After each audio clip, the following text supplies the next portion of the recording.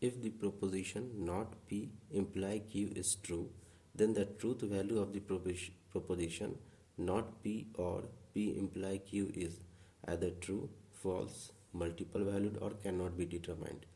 It is given not P imply Q is true. So when not P imply Q is true, we have to determine the value of this statement only when not P imply Q is true. See, P, Q, not P imply Q, 0, 0, false, true, true, false, true, true. Not P is what? Here it is 0, we will write 1, 1, here it is 1, not P, it will become 0, it will become 0. Q is simply we will write 0, 1, 0, 1.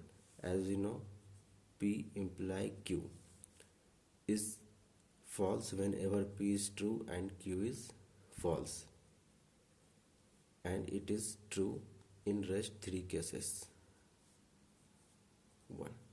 So here it is false, here it is true, here it is true, here it is true. So we have to find the answer of this propositional statement in this case, in this case, and in this case, because in these 3 cases the value of this statement is true. So forget this statement, again write this not P or P imply Q. Not P is 1, 0, 0. P imply Q. P imply Q is 0, 1. It is true.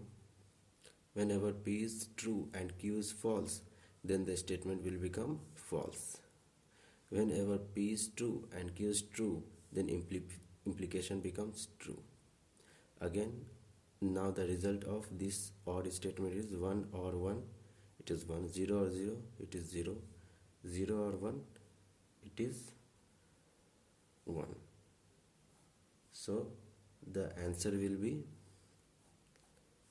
can't be determined, because the result of the proposition statement is either true or false, but can't be both. So it is not multi-valued, it is cannot be determined.